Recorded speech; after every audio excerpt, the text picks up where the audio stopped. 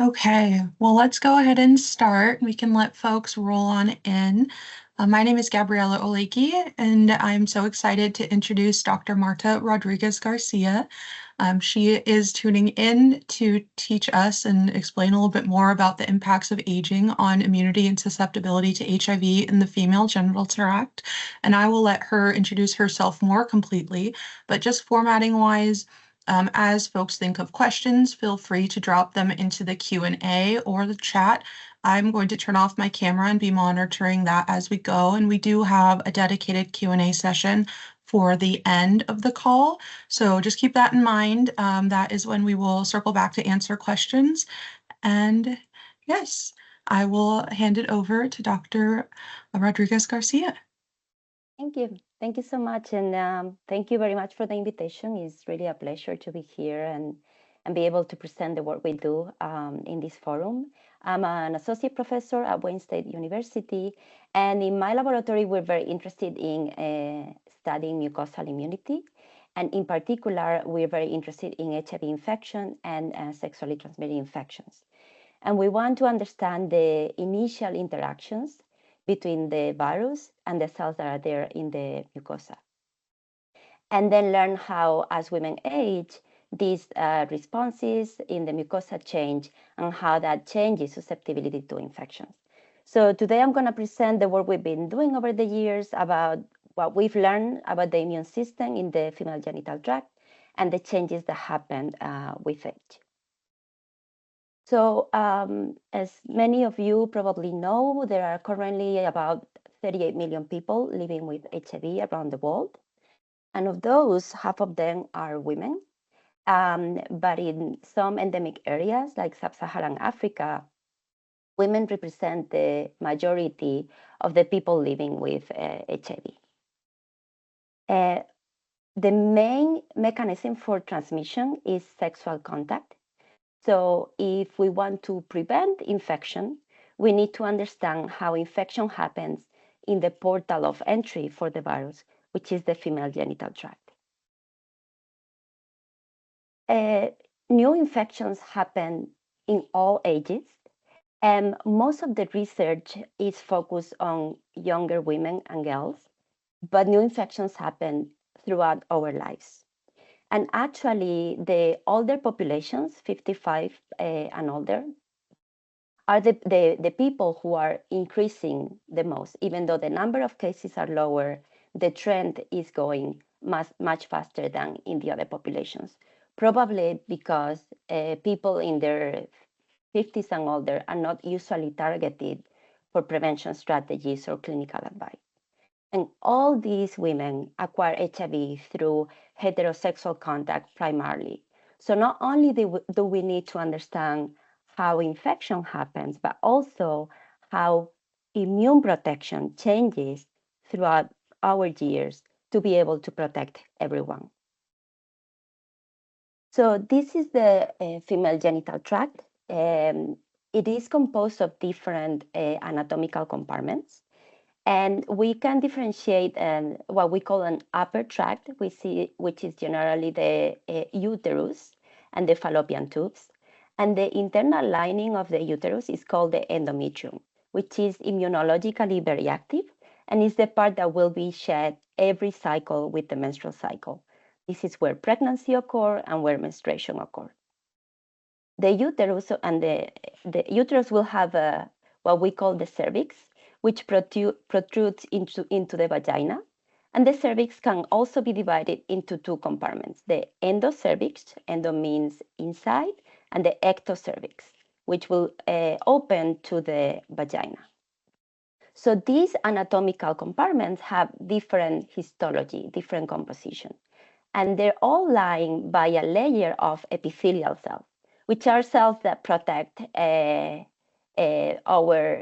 communicate the outside with the inside and protect the mucosal surface.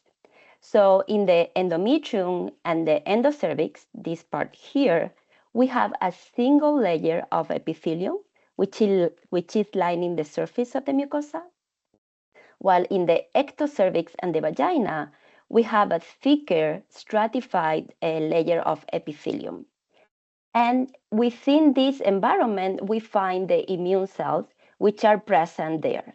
And the immune cells in the female genital tract, they have two jobs, two double task. Protect against infections like everywhere else, but also they're critical for reproduction and pregnancy. So the same cells that are responsible for reproduction will be the same cells that are going to be defending us from infections. And there are a few aspects that I want to highlight to take into consideration for the rest of the talk. First is that the cell distribution in the tissues in general is different than in blood. And in particular, in the female genital tract, it's different than in blood. So we cannot directly extrapolate what we find in blood cells to what's happening in the mucosa. Second, there is immune compartmentalization. That means that the composition of immune cells in the different anatomical sites is different, functionally and also in the different types of cells that are there. For example, if we have a T cell in the endometrium that needs to allow pregnancy, the function of that cell is going to be very different than a T cell found down here in the vagina that is going to be exposed to external factors very often. Finally, all these cells are very tightly regulated by sex hormones, and this regulation happens every month cyclically. There are fluctuations of sex hormones that optimize conditions for implantation and pregnancy. And after menopause, those fluctuations and regulations abruptly change. So there will be very dramatic changes in the immune system in the female genital tract. And actually, aging in the female genital tract it is very special.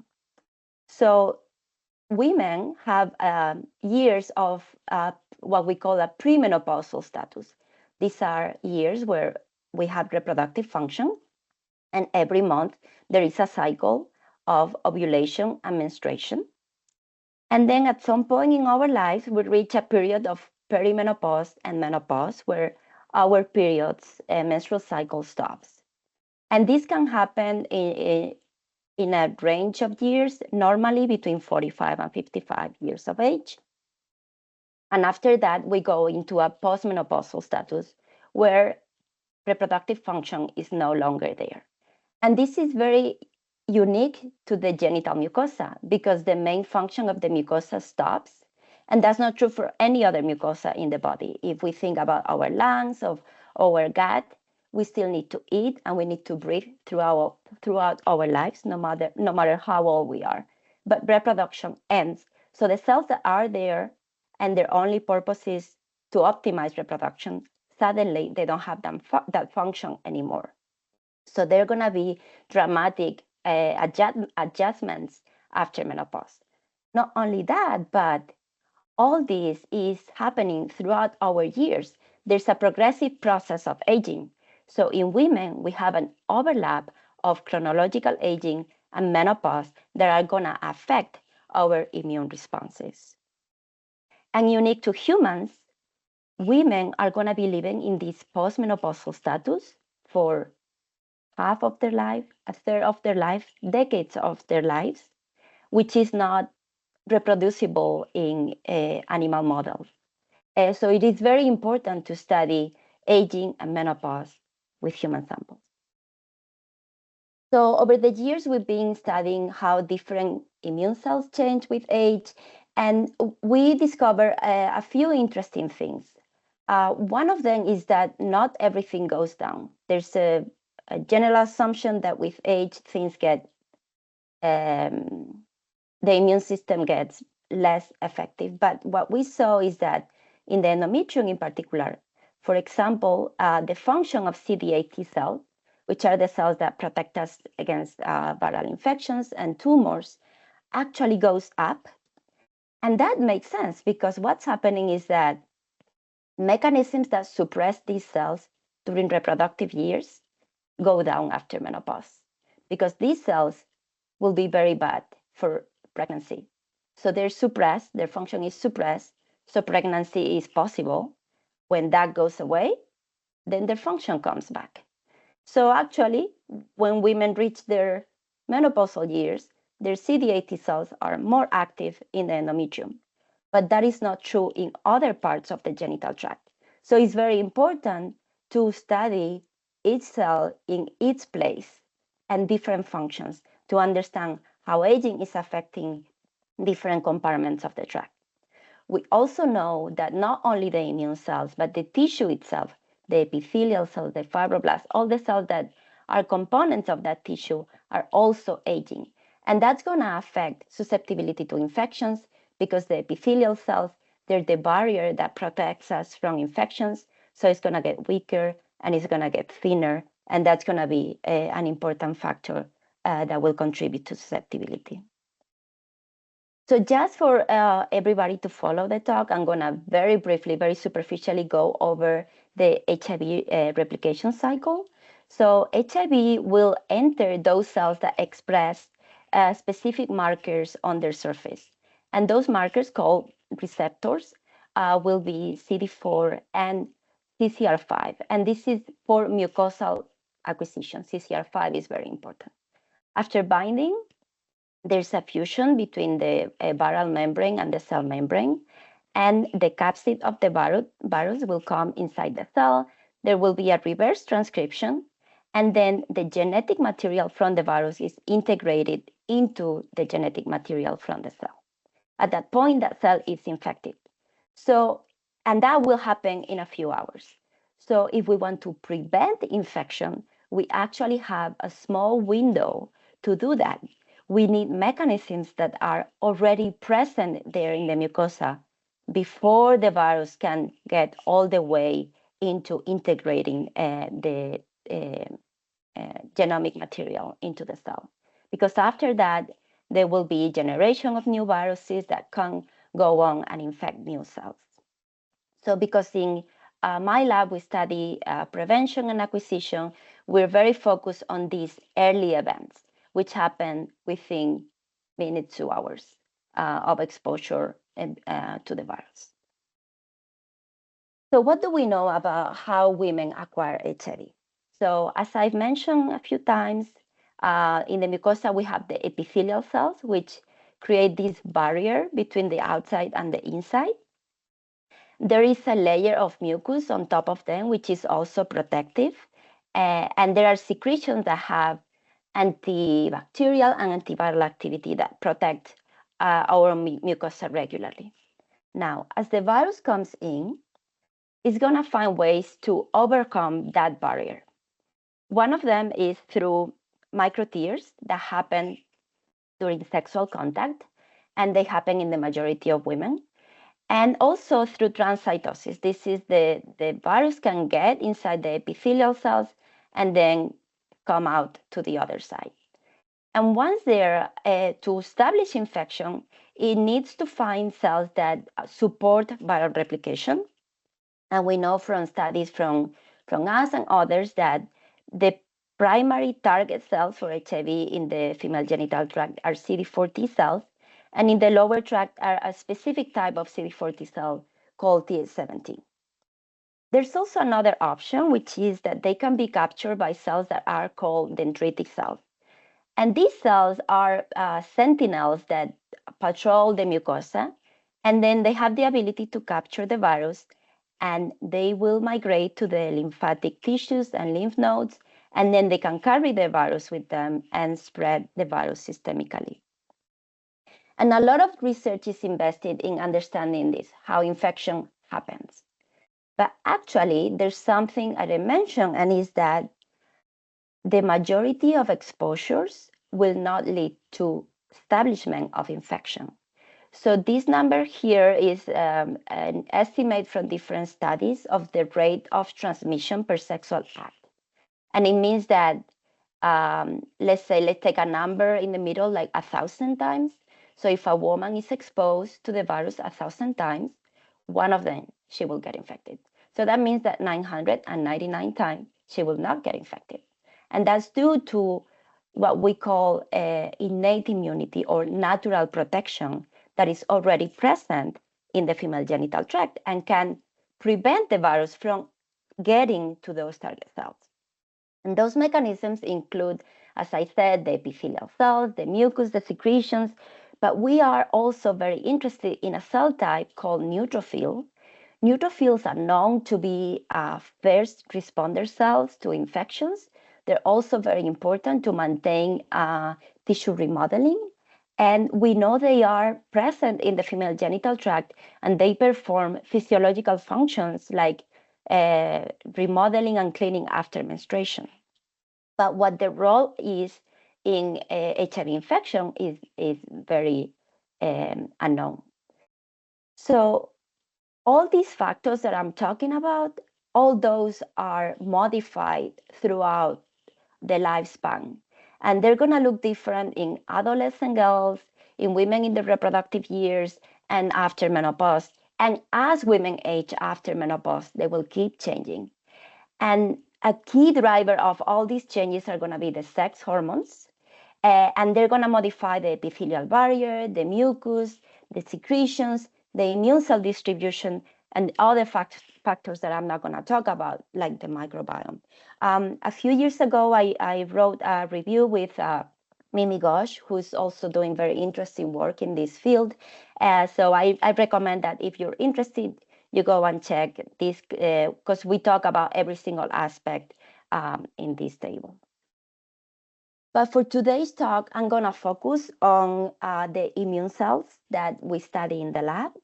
I'm going to talk about changes that happen to CD4 T cells, which are the main targets for infection, and how they change with age. I'm also going to talk about some work we've been doing to understand how dendritic cells interact with HIV and also how their function changes with age. And then finally, the work we're doing to understand how neutrophils contribute to HIV prevention or HIV pathogenesis, and how their antiviral function changes with age. So to do our studies, we obtain samples from hysterectomies. These are surgeries that women that undergo surgeries and their uterus is removed. And when they remove their uterus, they give us the endometrium, which is the internal layer of the uterus, the endocervix, and the ectocervix. So we can analyze different anatomical compartments of the female genital tract. We digest these tissues in the lab, and then we separate the cells, and we obtain the immune cells. Sometimes we use all of these cells as they come from the tissue. We call it the mixed cell suspension. And sometimes we have developed protocols to purify individual cells from here, so we can purify the T cells, the dendritic cells, the neutrophils. And then in vitro, we study their function, we study their characteristics, we perform in vitro HIV infections and different functional assays. So let's start with the CD4 T cells, the primary targets for HIV infection. So this work was recently published, and it was done in collaboration with Chuck Wira, who was my prior mentor and who's been doing work on this field for many years. Every dot in this graph represents a different woman. And then we looked at how the CD4 T cells look like in the female genital tract. So we see that in the endometrium represented here, we have less CD4 T cells compared to the ectocervix, which is the external part that continues with the vagina. Now, what happens as women age? So as women age, we have here the women in their premenopausal years, and we see no change over those years. The cells are there and they do not change in the endometrium. However, when women reach menopause, there is a progressive decline in the number of cells present in the tissue. And while that happens in the endometrium, we see no changes in the endocervix or the ectocervix. So this adds to that compartmentalization that I was talking about, that aging is going to affect different compartments in different ways. But not all CD4 T cells are the same. There are different types of CD4 T cells. And I mentioned that some of them are highly susceptible to HIV infection. So one of those highly susceptible cells are the Th17 cells. And a few years back now, we described that those cells increase in the endometrium with menopause. Not only that, but the expression of that receptor that allows entry of the virus is significantly increased in those cells after menopause. That means these cells are more susceptible to be infected by the virus after menopause. Also, we've looked at cells that express CD69. That is a marker that indicates that these cells are resident in the tissue and also indicates activation of the cells. And multiple studies have described that cells that have CD69 expression are also more susceptible to be infected by the virus. And we see that with age, we have a progressive increase in the proportion of these cells. So overall, with age, we have an increase in cells that are highly susceptible to be infected. What about the dendritic cells? So dendritic cells, as I mentioned, they're sentinel cells. They usually reside in the mucosa. They patrol the mucosa looking for pathogens.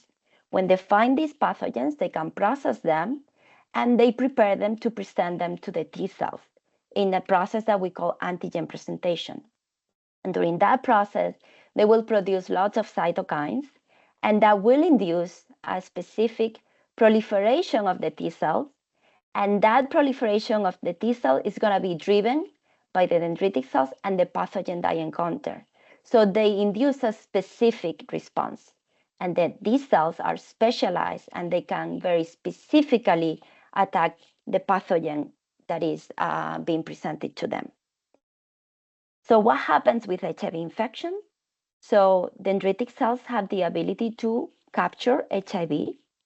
And when they do that, they can produce cytokines, but they do something very special, and is that they can capture the virus without getting infected themselves.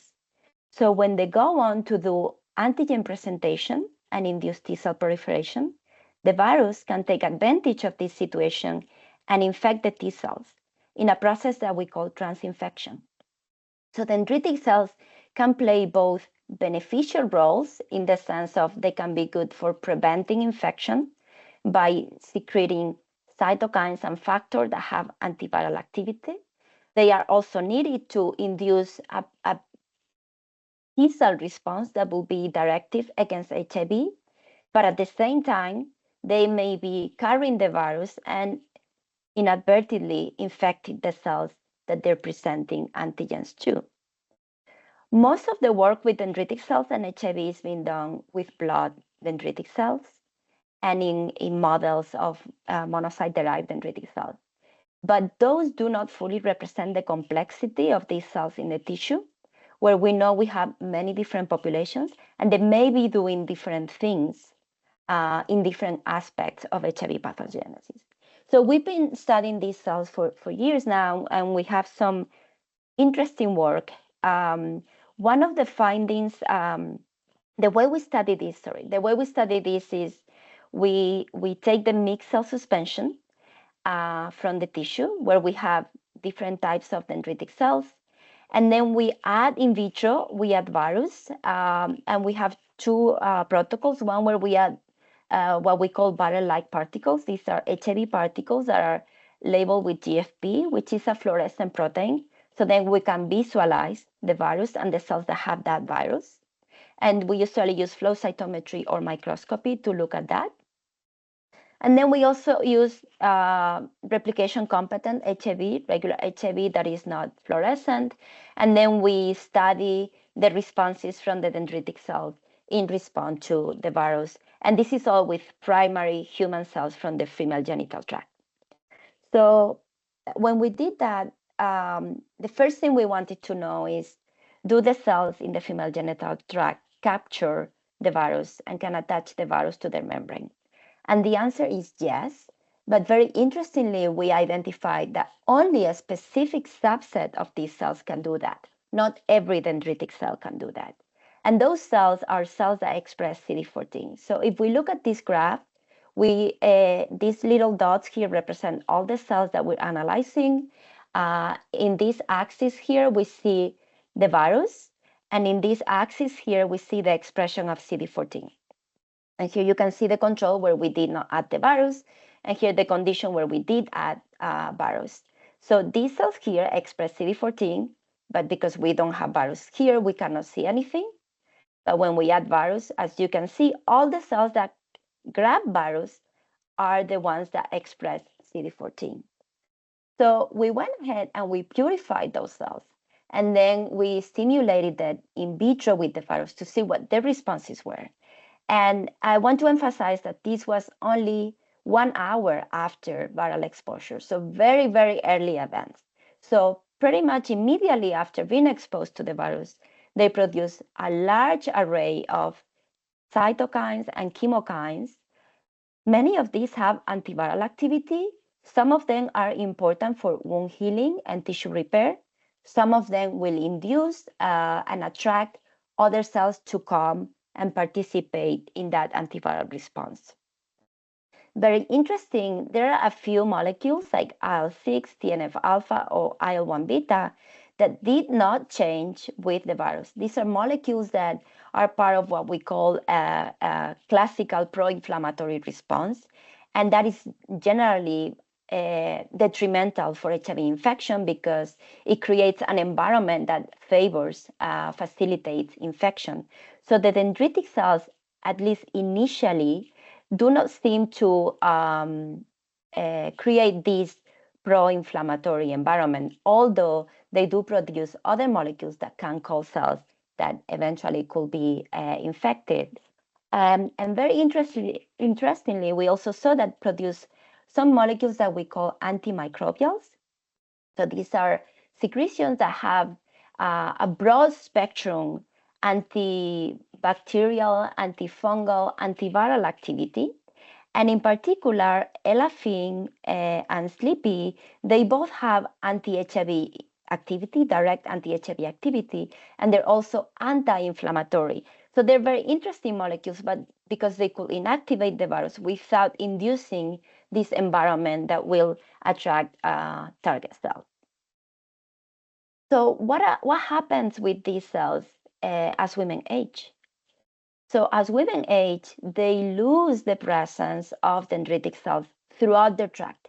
In all the tissues we analyze, there is a progressive decline in dendritic cells, but surprisingly, when we looked at their function and we analyzed how they're able to induce proliferation of T cells, we actually saw an increase in their function. So they are better at inducing CD8 T cells. And if you remember from prior in my talk, I mentioned that these cells are really bad for pregnancy. So we speculate that dendritic cells are regulated in premenopausal years, so they do not induce proliferation of the cells that could be detrimental for pregnancy. Not only they induce better proliferation, but when we looked at the cytokines that they produced during this process, we observed that the postmenopausal women, represented here in the open symbols, produce more cytokines than the dendritic cells from the premenopausal women. So overall, we have an increase in the activation status and the cytokine production of these cells. Now, what this means for HIV acquisition, we still don't know. We need to do the studies and look and compare viral responses from dendritic cells from premenopausal women and postmenopausal women, but speculating probably there will be an enhanced pro-inflammatory response from these cells. What about neutrophils? So we came into the neutrophils a little bit by chance. When we were doing the studies that I just described to look at how dendritic cells capture the virus, we were initially selecting the dendritic cells and then looking at which ones had the virus, right? And we described the paper that I just mentioned. But then we did a different exercise. We said, okay, what if we focus on all the cells that capture the virus, regardless of what they are, and then we try to see what they are, because we wanted to know, okay, in the first hour of exposure, what cells are there capturing the virus? And my hypothesis was that it will be the macrophages, which are also known to to interact with the virus and be infected by the virus. But the surprise was that they were, in fact, neutrophils. That was very unexpected because it was not described before that neutrophils were very good cells interacting with the virus. So we did some imaging expecting to see the virus surrounding the membrane of the neutrophils.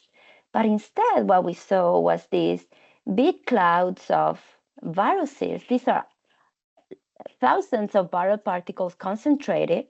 And if you look here, I hope you can see there are what look like clouds of DNA. That is a stain that will label DNA. So the virus was being concentrated on clouds of DNA. And thinking about it, we thought, well, what if these are neutrophil extracellular traps? So neutrophil extracellular traps are fragments of DNA that are coated with proteins, and these proteins have broad spectrum antimicrobial activity, including antiviral activity and anti-HIV activity. And they are one of the mechanisms that neutrophils use to fight viral and fungal pathogens. But at the time we started these studies, there was not much known about the role of neutrophils in viral infections. Since COVID, now we know that neutrophils are very involved in responses to COVID, and they can actually be detrimental for the progress of the disease. But at the time, we didn't know that, and we went back to the lab and we designed experiments to specifically look at these nets. So this is what nets look like, and this staining here, cytotox, is again going to stain the DNA, and CD15 is a marker to identify the membrane of the cells. So in this case, green is the membrane of the neutrophils. And we stimulated the cells with a positive control, which is calcium ionophore, that we know that activates neutrophils to release nets. So you can see the cells here, and you can see how the DNA is coming out of the cells and creating these long strands of extracellular DNA. And this DNA is coated with proteins. So in blue, you can see mieloperoxidase, a very abundant protein in neutrophils that is completely coating the DNA fragments and fibers, so much that you can barely see the red or pink that is underneath. And here's another one, alpha defenses 1,3, which is also very abundant in neutrophils, and it has anti-HIV activity, and is also covering these nets. So the nets are already possess antiviral activity. When we stimulate with HIV, the neutrophils release nets. And you can see these little dots here represent individual viral particles that are being trapped within these DNA structures. And here is another example. So we definitely saw that nets can trap HIV. But nets are a dynamic process, and we wanted to know how this happens in real time. So we developed a protocol to study the nets in real time with time-lapse microscopy. And we plate the neutrophils in culture with a nucleic acid dye that cannot enter the cells, and will only enter if the membrane is compromised because the cell is dying, or if the DNA is expelled outside the cell and it comes into the extracellular compartment, will come into contact with the dye, and then we will see the staining. And then we stimulate the cells with our fluorescent viral particles, and we can visualize this. And these are actually videos. So here we see a net. This is all the viruses. Here you just saw another net showing up. Here we can see the DNA stain, and you can see how they overlap. And here is the merge, and we see that the virus is trapped in these clouds of DNA. And the interesting thing is there are plenty of other cells there, cells that are interacting with the nets, that are interacting with the virus. These are neutrophils, and they're not releasing nets. So this is a controlled mechanism. This was done with purified neutrophils, but we wanted to know, okay, with the normal proportion of neutrophils that we have there in the mucosa, and in the presence of all the cells, can we actually see this? So this is in the context of the mixed cell suspension. immediately after adding the virus, within minutes, we can already see lots of nets forming and trapping the virus, which you can see in green or yellow as the DNA and the virus overlap. And this is the control where we don't add virus, so we can detect some dead cells, but you can see the difference between the condition where we add HIV and the condition where we don't have it. So we can quantify this. We can quantify the fluorescence signal for the DNA or the nets. We can quantify the green signal for the virus, and then we can quantify both of them together when the overlap, which we call HIV capture. We have a couple of controls, no stimulation, or a control where we use DNAs. This is an enzyme that is going to degrade the DNA to confirm that these are nets, because the nets are made out of DNA. And then we can quantify these signals over time. So our controls overlap down here at the bottom, and then the condition where we add the HIV, we see a peak that happens very quickly, and then we can quantify that in the different tissues. And when we did that with multiple patients, we can see that when we add HIV to the neutrophils, we see an increase in the release of neutrophil extracellular traps. So the important question now is, do the nets inactivate the virus and prevent infection? So to test that, we stimulated the neutrophils to produce nets. Then we incubated the nets with virus, and then we added target cells for the virus, which were activated CD4 T cells. And for this experiment, we used a viral construct that will become green only if infection happens. So this is the control example. You see a lot of green. So these green are clumps, are groups of cells, clusters of cells that have been infected. But if we have nets present there, we see nothing. We did this with multiple patients, and when we calculate the percent inhibition of infection, we see that when nets are present, we have pretty much 100% inhibition of infection. So we think that nets inactivate HIV, and they can prevent infection of target cells, and that they represent a mechanism of innate protection, natural protection in the female genital tract. So what happens as women age? So when we were doing these experiments, we noticed that when we got samples from postmenopausal women, the nets look smaller. And not only that, but when we quantified the response over time, in the premenopausal women, we had this very rapid peak. But in the postmenopausal women, we observed a delay in the response, and it took longer for the neutrophils to start releasing the nets.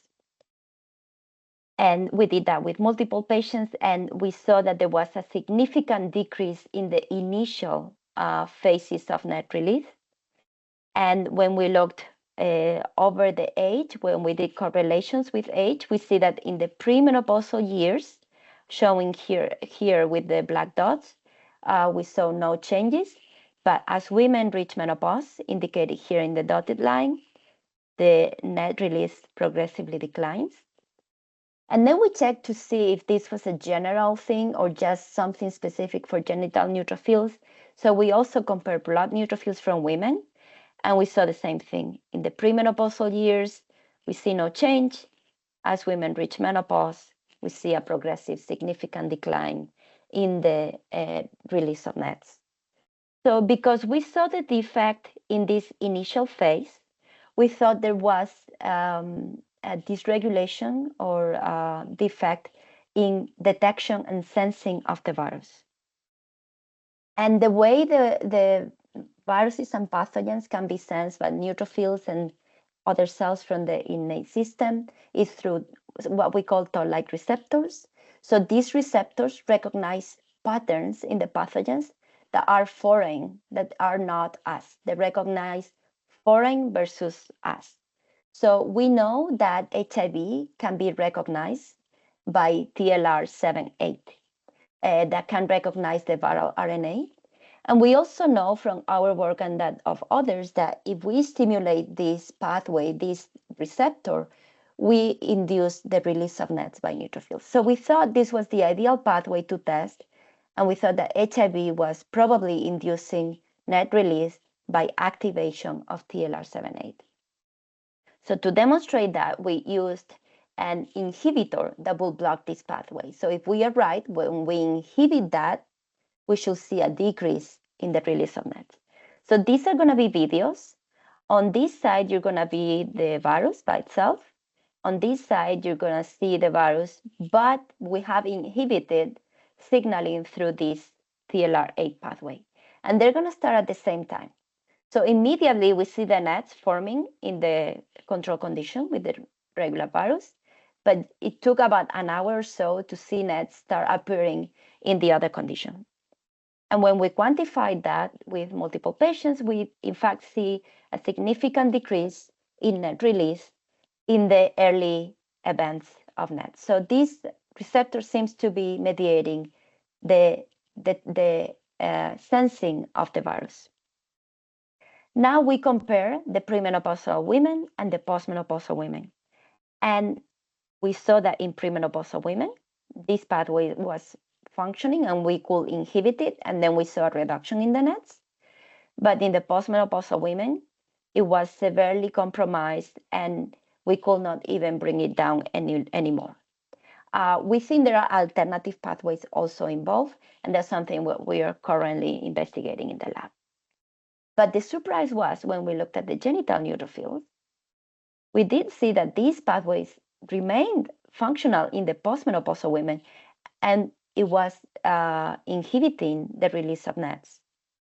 But in the premenopausal women, we didn't see an effect. There was a trend, but it was not significant. So this suggested that there are alternative mechanisms, that the virus is inducing activation of other mechanisms that overcome the TLR8 signaling. So we went on and tested potential mechanisms, and one of them was calcium responses, which have been described to induce net release as well. So to do that, we used a reagent that will become fluorescent when it comes into contact with cytosolic calcium. And again, these are videos. You will see the control here and the HIV condition here. And as we add HIV, you see more intensity of red in the HIV condition. And you can even see some of the nets appearing when we add the HIV. And then we can quantify the fluorescent signal. And we see that HIV, in fact, induces calcium responses in neutrophils compared to the control. And this is significant when we tested many different patients, but only in the premenopausal women and not in the postmenopausal women. This response is disrupted in postmenopausal women. Very, very interestingly, when we looked at the genital neutrophils, they did not respond with calcium, no matter whether they were premenopausal or postmenopausal. They do not release calcium in response to HIV. And this was very interesting for us because it means that the same cell is responding in different ways to the same pathogen, depending on where the cell is located. So this is another piece of evidence telling us that if we want to understand HIV infection and HIV prevention in women, we need to study the cells that are present in the genital tract, because the cells from blood may not represent what's going on in the mucosa. It also demonstrates that aging can affect different cells in different places in different ways. So the neutrophils from the blood seems to be different than the neutrophils from the genital tract. So we are now doing studies to understand the distribution of these cells in the tissue. We see that in general, they are located very close to the epithelium. And that is important because if we're thinking that they are key cells for first-line defense, they need to be located at places where they can encounter the virus and inactivate the virus before it reaches the target cells. We can even see how some of them go in between the epithelium, and we know they reach the lumen from studies from others that have studied the luminal cell. And very importantly, they do not change with age. So neutrophils remain present there throughout the lifespan of women. So we think they're attractive target cells. If we understand how they work, they're going to be there, so we can target it. Maybe we can enhance their ability to release nets to prevent infection. So with aging, we see a decrease of net release and a decrease in the sensing of the virus. So in summary, with menopause and aging, we see changes in the number and function of the immune cells that are present in the genital mucosa. For the CD4 cells, the main targets for the virus, we see decreases in the number, but an enhanced proportion of those cells that are highly susceptible to infection. For the dendritic cells, we also see a decrease in number, but we see an increase in activation and cytokine production, which could lead to a pro-inflammatory environment that facilitates infection. And neutrophils remain constantly present throughout the years, but their ability to respond to the virus and to release nets that are an antiviral mechanism is impaired. So overall, these different components are going to contribute to enhance susceptibility to HIV acquisition in women after menopause. So I would like to conclude with an updated model of HIV acquisition that takes into consideration the aspects I was talking about. And we have the immune barriers, the epithelium, the mucus, the immune cells that are going to provide a baseline defense against the virus. As the virus comes in, neutrophils will be able to release nets and inactivate it. Some virions may escape, and they may be captured by dendritic cells, or they may go through microtears. Again, they're going to find the neutrophils that are located right there underneath the epithelium that with the nets and the secretions can be inactivated. But some of them may escape, and if they find a T cell that is highly susceptible for infection, infection will get established. But before that happens, there are multiple layers of protection that can explain natural barriers in women. Now, as women age, the epithelium will be thinner and the connections between the epithelial cells weaker. The mucus is significantly reduced. We know the neutrophils are there, but when the virus comes in, it takes longer for them to release the nets, and they release less nets. So there are more opportunities for the viruses to overcome the barriers. They may be captured by dendritic cells. There are less cells there. They can overcome the epithelial barrier. There are neutrophils in the subepithelial compartment, but again, they have less ability to release nets. And because we have an increased proportion of highly susceptible target cells, there are more opportunities for that virus to establish infection. So I think if we can understand how infection gets established and prevented in the female genital tract, and how those mechanisms change as women age, and how those mechanisms are controlled by sex hormones and by the tissue environment, then we can develop mechanisms to protect women throughout their lives. So with that, I would like to conclude acknowledging all the people that contributed to this work. My amazing team. We moved to Wayne State recently within a year, and I have really, really talented students and postdocs. Many of the work I showed for the neutrophils was done by Laura, who already graduated, and she's now a postdoc. And the dendritic cell work was primarily done by Sid, who also recently graduated. And I wanted to thank the collaborators, Chakwira and Christina Oschenbauer. She provides amazing biological tools for us. And of course, the funding. And thank you. I'll be happy to take any questions.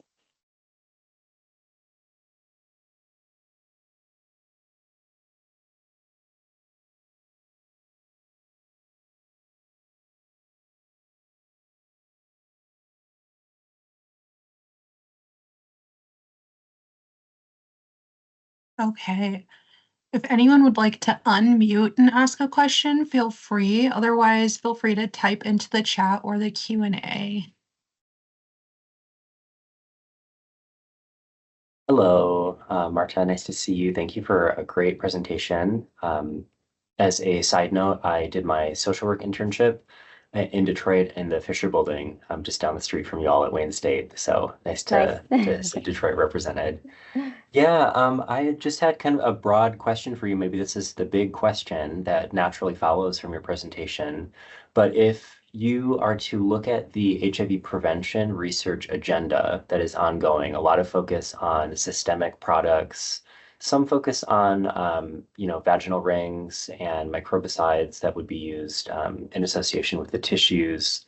But if you factor in your incredible research, and the two main points I'm taking away are one in terms of innate immunity and one in terms of aging. These are new findings from your lab and from your research. How would you factor in those two findings about innate immunity as well as aging into the current landscape and development of HIV prevention products for women?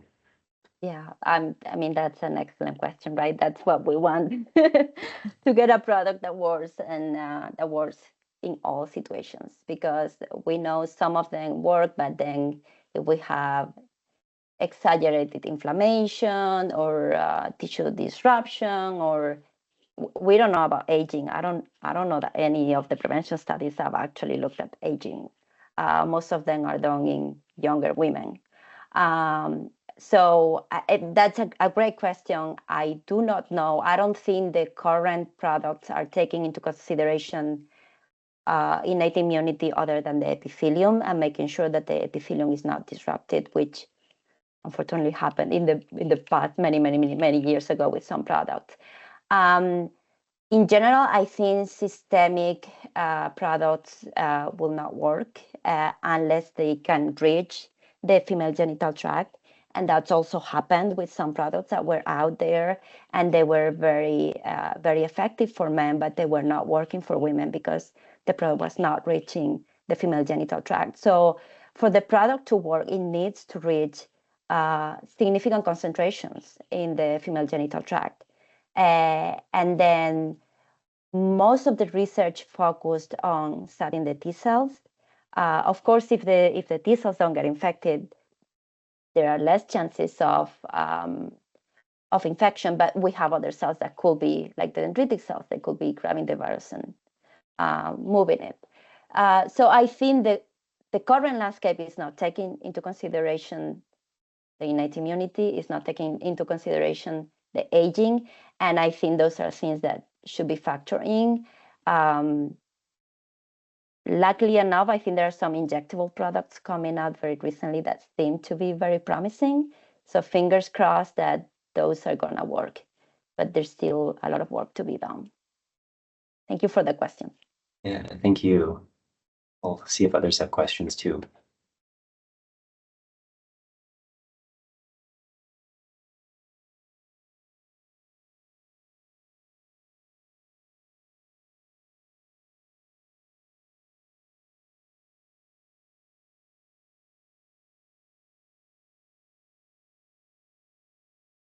Okay, well, if folks don't have questions, then I will go ahead and be the first to say thank you so much for sharing. I learned so much, and I think that this is, well, hopefully, knock on wood, going to be incorporated more into upcoming HIV prevention products for women and men eventually, but women here first.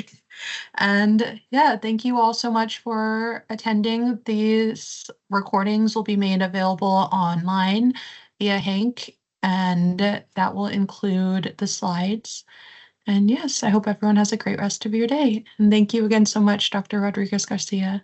Thank you. Thank you, everyone, for attending. Thank you so much.